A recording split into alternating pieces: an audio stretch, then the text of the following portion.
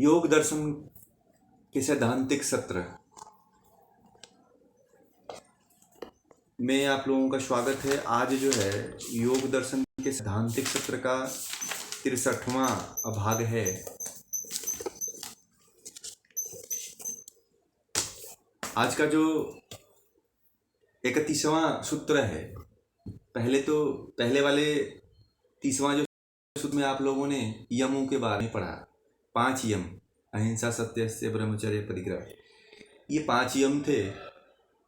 उन 5 यमों से संबंधित अगला जो सूत्र है कि तमाम तरह के लोग हैं, वो कहते हैं, सुनते हैं कि भाई यमों का पालन कर लेंगे, अभी कोई ज़रूरत थोड़ी है, जब मौका देखा जाएगा तो कर लिया जाएगा। कुछ लोग केवल किसी विशेष दिन को लेकर के, समय को लेकर के, काल को लेकर के, जाति को लेकर के ही इन महाव्रतों को पालन करने के बारे में सोचते हैं। तो ऐसा नहीं है, ये सार्वभौम है। तो उसी के बारे में अगला जो सूत्र है वो ये है 31वां। पढ़ते हैं, फिर इसके अर्थ को समझेंगे, फिर इसकी व्याख्या करेंगे। तो 31वें सूत्र में महर्षि पतंजलि कह रहे हैं कि जाति देश काल समयान व छिन्ना सार्वभौमा महाव्रतम, यानी कि जाति देश काल समय अनवच्छिन्ना सार्वभौम महाव्रतम। जाति मतलब क्या होता है? शरीर में जाति का अर्थ होता है जो हम और आप अलग अलग समुदाय से आ रहे हैं, जाति का अर्थ ये नहीं। जाति का अर्थ होता है शरीर, यानी कि पशु, पक्षी, कीट, पतंग। अभी जो पीछे बात हुई, जो योनिया बात हुई, जिसको योनिया भी कहा जाता है, तो उसमें कौन कौन से पशु, पक्षी, कीट, पतंग, मनुष्य भी आ जाता है। और फिर देश का जो अर्थ होता है विशेष स्थान विशेष, कोई स्थान विशेष, जैसे कि मंदिर है, मस्जिद है, तीर्थ स्थान है।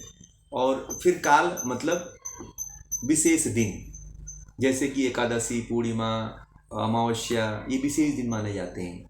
और फिर जो है समय अपना नियम, समय जो है अपने अनुसार जो समय होता है, जो तिथि जो विशेष अपना एक नियम बना लेता है व्यक्ति की, ये मैं इस समय पे ही ये काम करूँगा, तो समय से समय संबंधित एक तरह से ये मान लीजिए।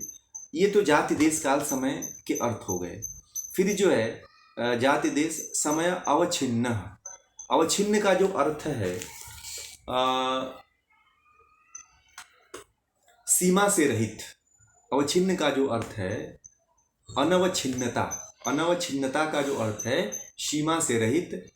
और सार्वभौम मतलब सब अवस्थाओं में अनुष्ठान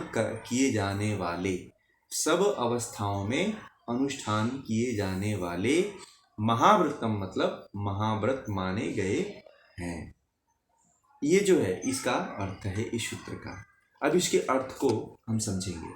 इसका अर्थ ये है कि जाति देश काल और समय सीमा से रहित सब अवस्थाओं में किए जाने वाले ये महाव्रत माने गए हैं। दूसरे तरह से भी देख लीजिए सरल भाषा में कि जाति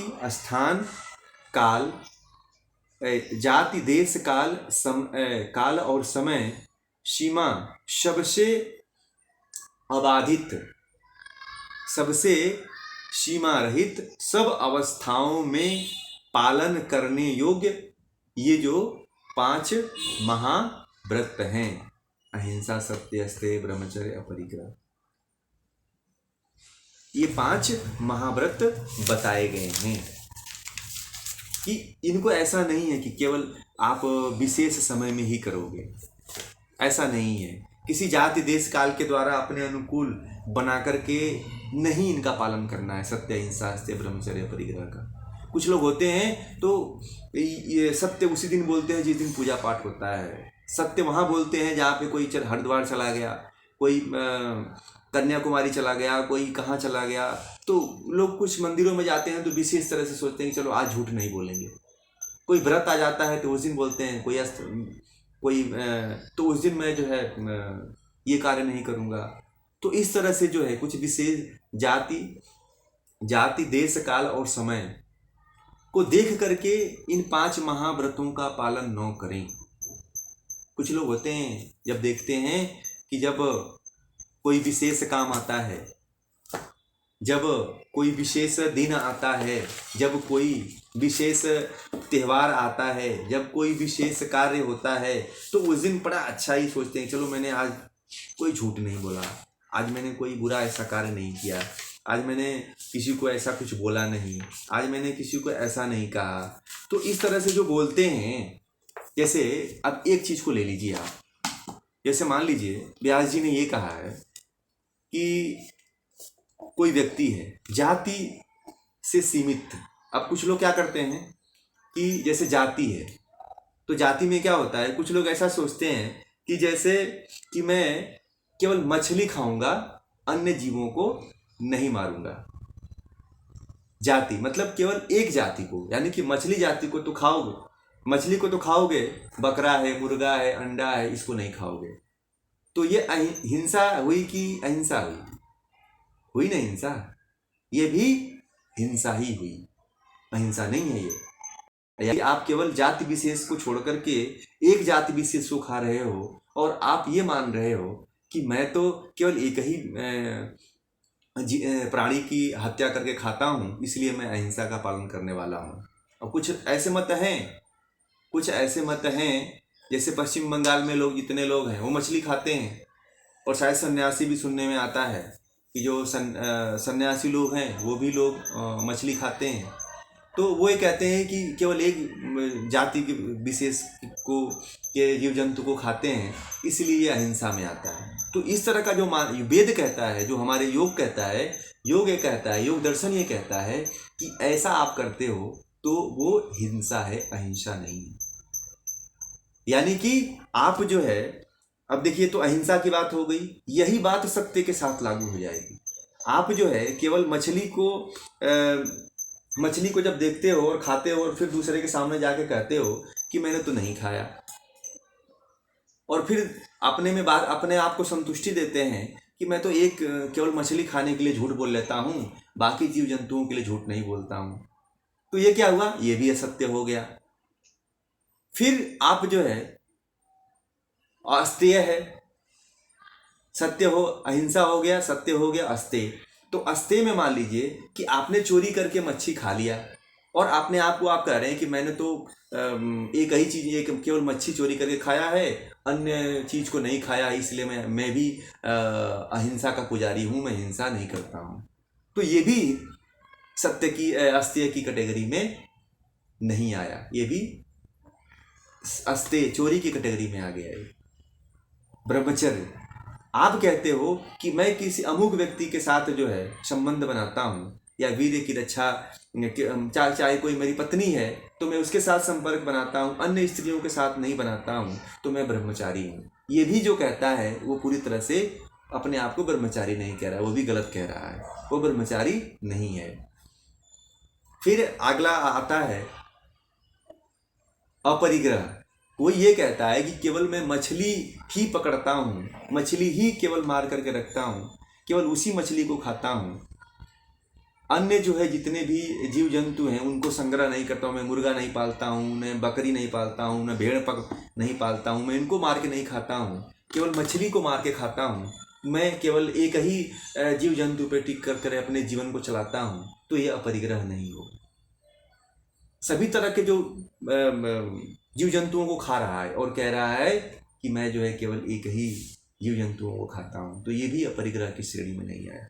तो सभी पांचों महाव्रतों पे, जो पांचों महाव्रतों के जो गुण कर्म स्वभाव हैं उसको जो नहीं पालन करता है जाति देश काल के अनुसार, तो वो जो है महाव्रत नहीं माने जाते हैं। महाव्रत की कैटेगरी में तभी आएगा जब सभी अवस्थाओं में, सभी जाति में, सभी देश में, सभी काल में और सभी समय में। अब देखिए ये तो अहिंसा हो गई, ये जाति में हो गई, और देश में सीमित अहिंसा कैसे हो जाती है? जैसे कि मान लीजिए कि जैसे कोई यह कहे कि मैं पुण्य स्थान पर हिंसा नहीं करूंगा और अन्यत्र करूंगा, यह मेरी अहिंसा है। अगर ऐसा कोई कहता है तो वो भी झूठ कहता है, वो पक्का जो है ये तो जाति का हो गया। अब देश में पक्का जो है हिंसावादी है, वो आदमी अहिंसा नहीं करता है वो। अभी बताओ, आप जो है हरिद्वार में जैसे कोई पुण्य स्थान पर गया, जैसे आप मान लीजिए आप हरिद्वार में गए और हरिद्वार में जाकर के नदी में जो है मछली तैर रही थी, वहाँ पे नहीं मारा और जाकर के जो है हरिद्वार से मेरठ आए तो मेरठ में वही गंगा की मछली जो है मेरठ में आई तो उसको मार दिया आपने। वही गंगा हरिद्वार से मेरठ बह के आ रही है ना, तो उसको वहाँ पे मार दिया। तो ये क्या हुआ? ये हिंसा हुआ। आप स्थान को तो छोड़ दे रहे हो, हरिद्वार को देखा कि ये तीर्थ स्थान है, उसको देख करके आपने छोड़ दिया, या फिर हरिद्वार में आकर के आपने मछली नहीं खाया और तुरंत जो है बंगाल जाते हो या उत्तर प्रदेश जाते हो या बिहार में जाते हो या किसी देश में राष्ट्र प्रदेश में चले जाते हो, फिर वहाँ जाकर के आप खाने लगते हो, मछली जो है खाने लगते हो और कहते हो कि मैं हिंसा नहीं करता हूँ। तो ये जो है क्या है? ये सार्वभौमिक नहीं है, ये हिंसा की श्रेणी में आता है। ये महाभारत का आप 100% पालन नहीं किए। अब ये जो है पांचों यमों पे लागू होगा। जैसे अहिंसा का बताया, वैसे देश का बता दिया आपको, देश का। अब जाति पे बता दिया अहिंसा, अहिंसा से ब्रह्मचर्य परिग्रह यम का। अब देश पे भी यही लागू होता है, सत्य, कि मैं जो है काशी गया हूं तो झूठ नहीं बोलूंगा, और बाकी जगहों पे फिर झूठ बोल रहे हैं, तो वो फिर सत्य का पालन हुआ ही नहीं। फिर आपने जो है अस्तेय जो है, आप जो है काशी गए और वहां पे चोरी नहीं किए, चाहे काशी में गए तो वहां पे ब्रह्मचर्य का पालन किया, फिर अपने घर आए तो ब्रह्मचर्य छोड़ दिया। जाति यानी कि देश पे तो जाते हो, किसी देश स्थान पे जाते हो, किसी पवित्र स्थान पे जाते हो तो वहाँ पालन करते हो, और घर आते हो तो फिर वही शुरू कर देते हो। यानी कि आप जो है सार्वभौम पालन इसका नहीं कर रहे हो। केवल एक स्थान विशेष पे करने से कोई फायदा नहीं होता है इन नियमों का। फिर काल पे आ जाइए। हर एक जैसे ना कि जाति देश काल, ये पांचों यमों पे लागू होगा, और पांचों यमों आपको समझा रहा हूँ मैं, इसको ध्यान से समझिएगा। अब जैसे काल से सीमित है हिंसा, जैसे अब जाति से समझ गए, देश से समझ गए, काल से समझ गए। तो काल में जैसे कोई व्यक्ति यह कहे कि मैं अमावस्या आदि पर्व के दिन हिंसा नहीं करूंगा, और फिर वो अपने आप को कहता है कि मैं तो अहिंसावादी हूं, तो वो गलत है। अब कोई कहे कि जो है मैं जो है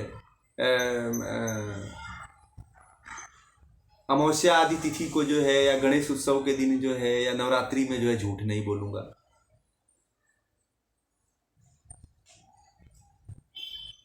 और अन्य दिन झूठ बोलता है, तो फिर वो भी सत्य की कैटेगरी में नहीं आता है। इस तरह से पांचों यम आ जाते हैं, जैसे एक का बताया वैसे पांचों यम आ जाते हैं।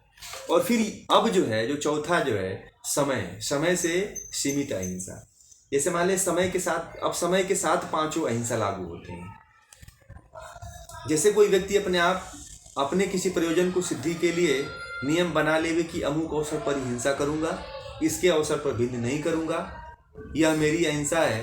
तो इस तरह का जो भी कोई भाव रखता है, अहिंसा सत्य अस्तेय ब्रह्मचर्य परिग्रह, कि केवल इस समय में नहीं करूंगा मैं, बाकी समय में कर लेंगे देखेंगे, तो कभी भी जब आप इन 5 यमों को पालन करिए, जब इन 5 यमों को जब पालन करने का जब आपका समय आए, जब आप 5 यमों को पालन करने का जब जीवन में आपने अनुष्ठान कर रखा है, तो चाहे त्यौहार हो, चाहे कोई तिथि हो, चाहे हरिद्वार हो, चाहे काशी हो, चाहे कभी भी हो, जाति देश काल समय, ये जो 4 अवस्थाएं जो आ रही हैं, इन 4 अवस्थाओं में और 4 अवस्थाओं के बाद भी इन महाव्रतों का पालन करिए, तभी यह महाव्रत जो है सिद्ध होते हैं।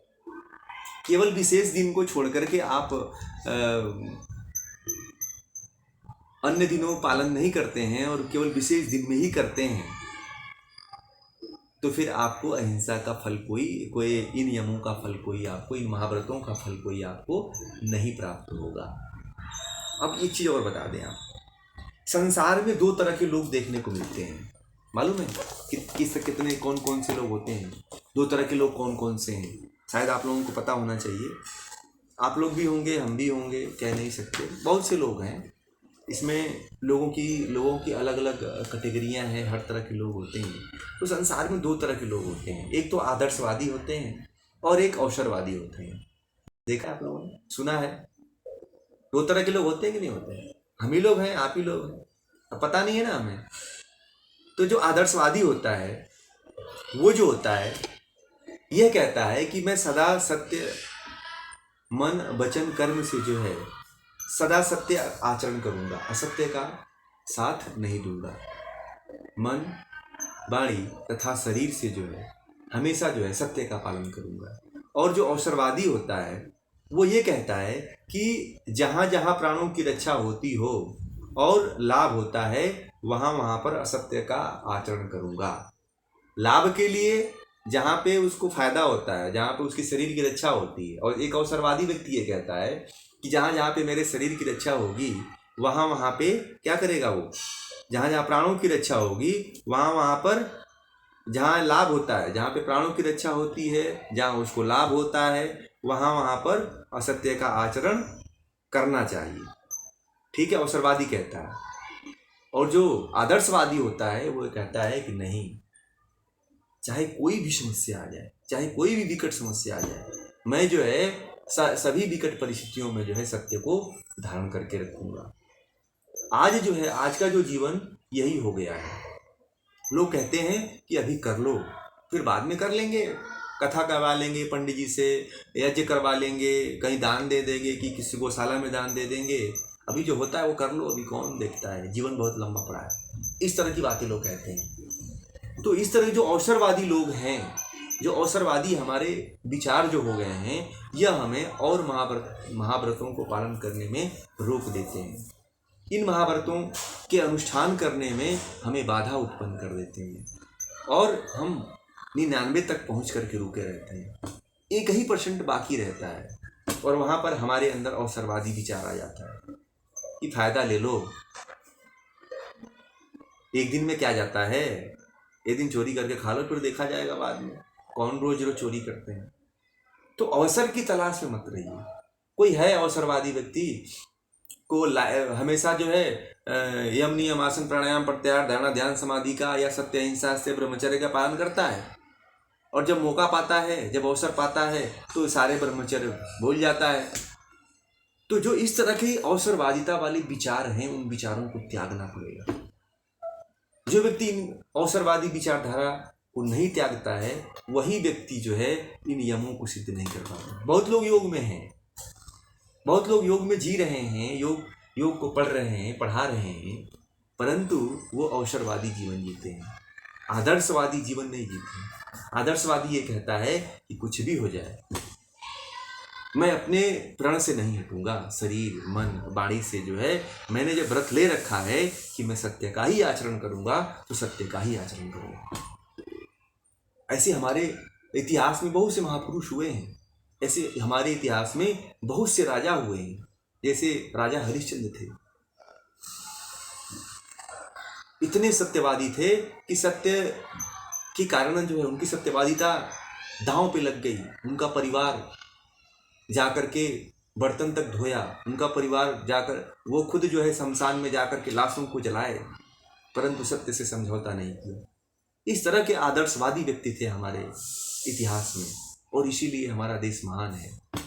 भगवान राम के पूर्व वंशज थे राजा हरिश्चंद्र, जो है कभी सत्य से समझौता नहीं किया। ये आदर्शवादिता भरा जीवन है। और वहीं पे बहुत से ऐसे राजा हुए जो अवसर की तलाश किए, उस समय तक तो नियम का पालन किए, जैसे देखे कि अब कोई नहीं देख रहा है बस फिर डुबकी लगाए, फिर पार हो गए, फिर जीवन को शुरू कर दिया। तो देखिए उनका औचित्य नहीं है। राम को जन्म लिए हुए 10 लाख वर्ष हो गए। महाभारत जो है, महाभारत का जो युद्ध हुए जो है हो गया 5,000 5,500 साल हो गया। भगवान राम को जन्म लिए हुए जो है 10,500 साल हो गया। तो 10,500 सालों के बाद उससे पहले भी राजा हरिश्चंद्र हुए हैं। आज उनका नाम अमर क्यों है? इसी आदर्शवादिता के कारण अमर है। कौन जानता है 10,000 साल पुराने वाले व्यक्ति को? भगवान राम से भी पहले राजा हरिश्चंद्र थे। कौन जानता है राजा हरिश्चंद्र को? क्यों? क्योंकि उनका आदर्श जिंदा है। आज उन्होंने आदर्श से समझौता नहीं किया। उन्होंने ये नहीं कहा कि चलो आज मजे ले लेते हैं, कल फिर देखेंगे। ऐसा विचार जो अगर आप लोगों के अंदर है तो फिर आप जीवन में कभी सफल नहीं हो पाएंगे। जीवन में जिसकी आप सिद्धि करना चाहते हैं वो कभी नहीं कर पाएंगे। यही बात जो है जाति देश काल समय के साथ कही गई है। ये सब अवसरवादी व्यक्ति हैं जो जाति और देश काल और समय का मौका देख करके तो पालन करते हैं, बाकी दिन मौका छोड़ देते हैं, मौका में डुबकी लगा लेते हैं, बाकी दिन तो नियम का पालन रखते हैं। नवरात्रि का समय है, चलो व्रत कर लो, इसमें कुछ नहीं करेंगे। नवरात्रि जैसे ही नवरात्रि से छूट एकदम जैसे राक्षस होते हैं वैसे लोग अपना कार्य शुरू कर देते। इस तरह से जो करता है उसको नवरात्रि का फल नहीं प्राप्त होता है। आपको ये भी बता दें, आप लोगों को बहुत लोग हैं कि नवरात्रि में सब कुछ त्याग दिए हैं और बाकी समय में फिर जो है जब नवरात्रि जैसे ही बीतती है फिर जो है जैसे कुत्ता भूखा रहता है उस तरह से दौड़ लगा देते हैं। तो इस तरह का जो अवसरवादी जीवन है वही हमें लाभ से वंचित कर देता है। इसलिए संयम पूर्ण जीवन होना चाहिए। इसलिए अवसरवादी नहीं, आदर्शवादी जीवन होना चाहिए। और हमारे शास्त्रों में भी कहा है कि जो अवसरवादी जो जीवन होता है, जो अवसरवादी जो विचार होता है वो हमेशा दुख होता है और दुख का कारण भी वही होता है। योग दर्शन में जो कहा गया है जो दुख का कारण मुख्य है वो अवसरवादी विचारधारा और अवसरवादी सोच, अवसरवादी कार्य ही जो है हमें दुख देती है।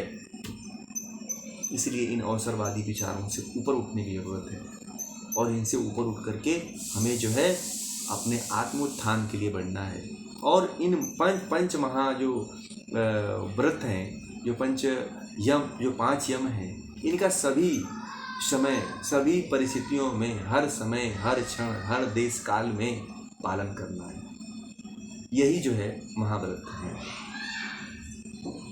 और ये आज का जो विषय है वो यहीं पे आज पूरा होता है। आप लोगों का बहुत बहुत